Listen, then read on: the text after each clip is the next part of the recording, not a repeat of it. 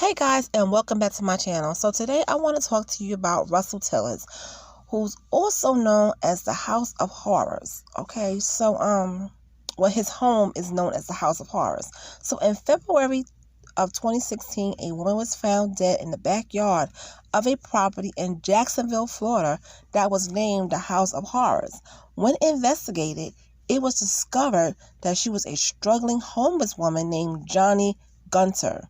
Okay, people had no idea that Russell Tillis had killed a homeless person. Russell was already in prison for charges of aggravated assault and simple battery on a law enforcement officer.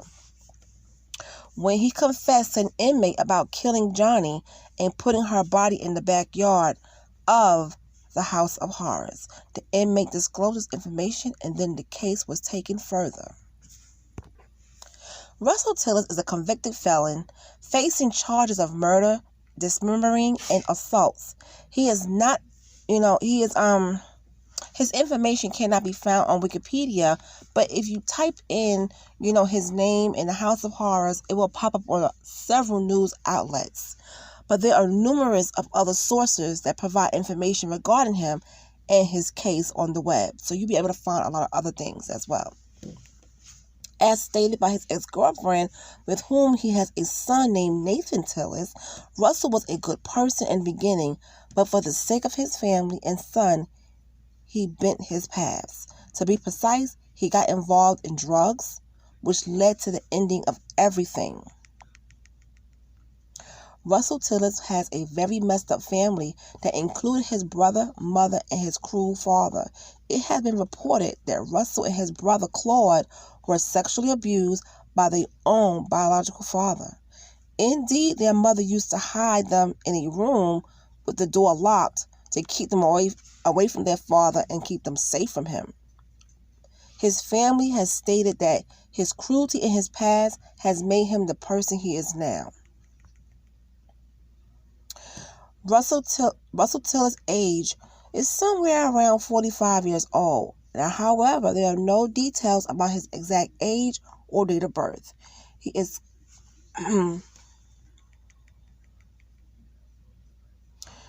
Now, Russell Tillis has been charged with 2 life sentences and an extra 30 years in prison. He recently asked for a new trial, but it was immediately rejected since he came out of the death penalty. It has been reported that he is facing 2 life sentences for the first-degree murder of Joni Gunter and an additional 30 years for cutting her dead body. For this was decided that he would face the death penalty, but considering his childhood trauma of his father's sexual abuse, he got away from it. So, it was reduced to 2 life sentences with no parole and extra years. Now, let's talk about Joni Gunter, because we want to get a little bit of history about her. And she's from Jacksonville, Florida. So before Joni Gunter was killed, she was living a difficult life of prostitution and addiction, trying to survive, but she was loved by her family. Her family tributes and court records offer a glimpse of her life. Gunter's life ended in Jacksonville, Florida, but it began in Gainesville, where she was born July 27, 1984. She then lived in Palatka. Her younger sister, Ashley Gunter, explained Joni Gunter and their brother, Robert Gunter, lived there with their mother and grandmother. Then there was a horrible loss. We got put in foster care, and then my mother died, said Ashley. The children were moved to Jacksonville to live with an aunt and uncle. At some point, they were separated into different foster homes. According to court records, Joni Gunter attended Andrew Jackson High School. The sisters kept in touch.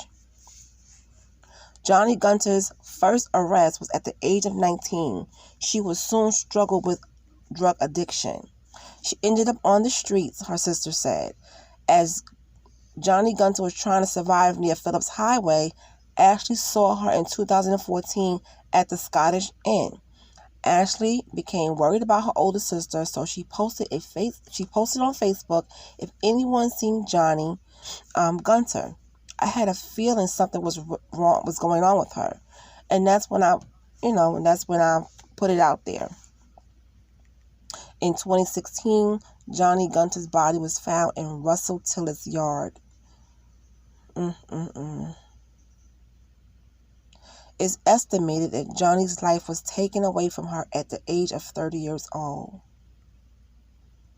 On a memorial page for Joni, her brother posted, "We miss you big time. I hope you are up there with Mom and Christy. We know you are watching over us. We would never forget, and you would never be forgotten, but always missed." Ashley also posted, "Joni, I miss you very much. I can't believe it's almost going on to be over. Grandma says she loves you and we miss you very much. I wish you were here to see my unborn child and to watch it grow up. I'm not sure if it's a boy or girl, but you are in my heart and my soul always. I love you. May you rest in peace." And this was just some things they was putting on her memorial page on Facebook. And you could tell her family did love her. It's not their fault that they, became separated in the foster care system and they went living different ways. And sometimes, family trauma doesn't always have to be sexual abuse. It could just be things going on in the home, not having enough, living poorly, or whatever the case may be. And, Joni doesn't seem like she was troubling anybody, but she just had her own demons that she was getting through, okay? And it was not right for Russell Tillis to take her life. He didn't have to do that to her. So the jury found Russell Tillis guilty of kidnapping, killing, and dismembering Joni Gunter.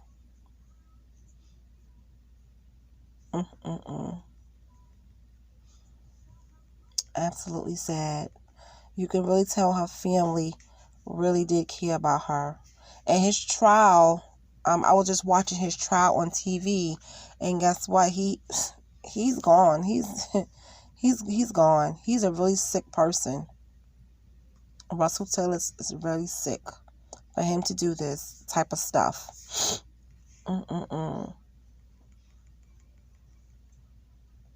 And I do believe he lived on the south side of Jacksonville. The address that I saw was the investigators had went through his property at 3551 Bowden Circle in Southside Jacksonville. And I think I know where that's at. And the neighbors in that area want that house torn down. They want them to condemn that house. And I don't blame them, because it's always going to be known as the House of Horrors and stuff like that. They was in his house and they was taking pictures of a lot of things. They got over 800 photographs captured, cluttered rooms and living unsanitary conditions. And like I said, the neighbors begged city officials for years to condemn the house. However, what neighbors said they feared the most were the items Tillis kept inside that 1,000 square foot home.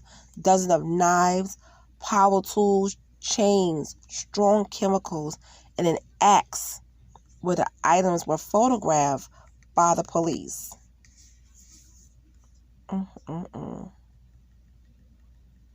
Sick. In Tillis' yard, investigators found boards with nails sticking out of it, razor blades hidden among the bushes, and according to a police report from Tillis' May 2015 arrest, officers were concerned about entering Tillis' property to serve a warrant because it was booby-trapped with dangerous objects. So, you never know if an officer would have went on that property. God only knows what would have happened. Somebody could have got slapped upside the head with a board with a nail in it. You just never know. I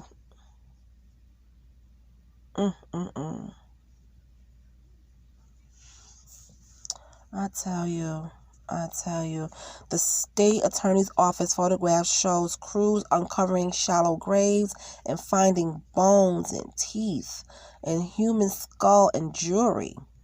Now, according to the UNT Center for Human Identification documents, Gunter's hands and feet were not recovered from the dig.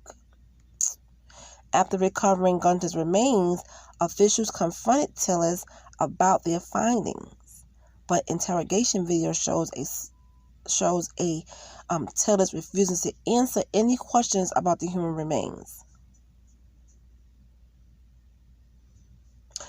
Tillis maintained that he doesn't know how Gunter's body ended up in his backyard. You know how it ended up in your backyard. He knows exactly how it ended up back in his backyard. He put it there. He put it there.